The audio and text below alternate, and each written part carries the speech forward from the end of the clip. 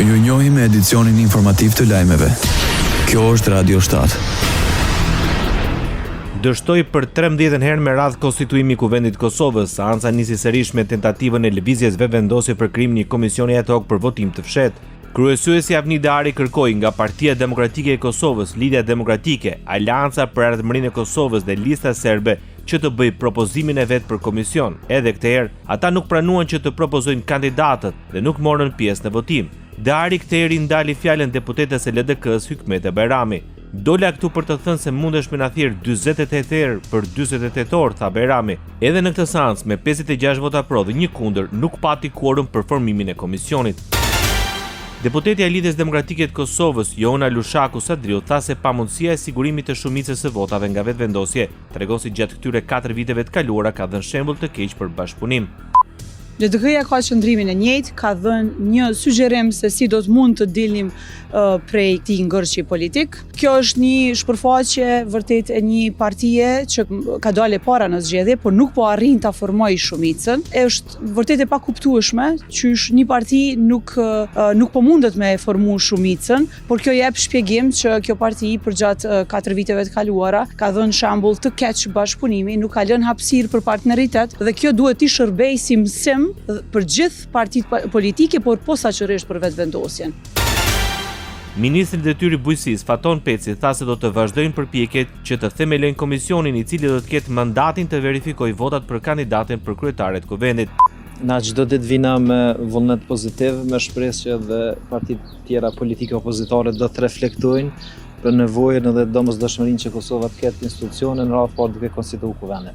Rrjedhimisht i bie që ne do të vazhdojmë të bëjmë përpjekje që të themelojmë komisionin i cili do të ka mandatin të verifikojë votat për kandidatin tonë për kryetarin e kuvendit. Sipas tij, opozita nuk është në gjendje të votojë asnjë nga kandidatët e shumicës parlamentare.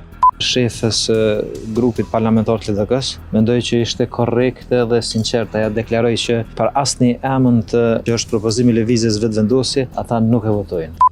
Secili prej kandidatëve ose deputetëve të lëvizjes vetvendosje guxo dhe alternative që potencialisht do të ishte në propozim ose në nominim, rrjedha e procesit votimit partive opozitare do të ishte e njëjtë. Ramush Haradinaj tha se të drejtojnë gjykatës kushtetuese me kërkesë që të vlerësojnë kushtetueshmërinë e vendimeve të marra nga kuvendi. Ne kemi përgatitur një kërkesë për vlerësim, do t'i drejtojmë gjykatës kushtetuese me kërkesë që ta vlerësojë kushtetueshmërinë e vendimeve të marra në kuvend. Sot jemi në konsulta dhe me Partinë Demokratike dhe LDK në mënyrë që 10 deputet i drejtojnë gjykatës, tha kryetari i Aleancës për Ardhmërinë e Kosovës.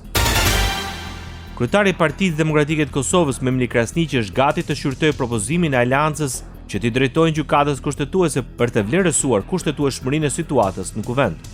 Nuk e kam po ende lëndën, sa po u njoftova, ju dini që për sa i përket dërgimit të rasteve të caktuara në gjykatën kushtetuese, Partia Demokratike vetëm gjatë mandatit të ish qeverisë kurti i kemi dërguar 11 dhe i kemi fituar 11, pra kemi ekspertizën e duhur për me i vlerësu.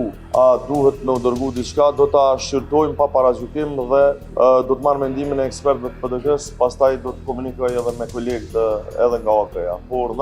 Sipas tij, Partia Demokratike e Kosovës është e gatshme për të ofruar marrëveshje nëse ndryshon emri i kandidatit për kryetar të kuvendit.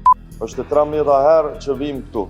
A duhet më ardhe 13 herë tjera në mënyrë që të ketë një rrugdalje? Shpresoj që ju nuk do duhej as të vinte deri tek kjo situatë që jemi, sepse është në dorën e lëvizjes vetvendosje që ta zhbllokoj me propozimin e kandidaturës të pranueshme.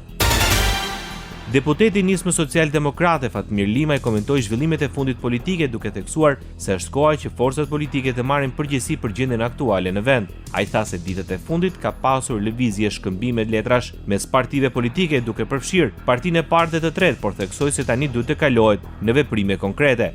Nuk kemi pasur ftesa nga askush. Unë pres që në këtë frymë forcat politike të jenë të përgjeshme edhe të kryejnë misionin që e kanë para votuesve të vet, siç edhe nga ne. Nisma këtë drejtim do të jap kontributin e vet sipas fuqisë që e ka. Ai ngriti alarmin për situatën ekonomike duke thënë se ajo nuk ka qenë kurrë më keq dhe shtoi se vendi duhet të lëvizë edhe në aspektin diplomatik. Të gjithë do të kuptojnë që institucionet Kosova urgjent duhet me pas.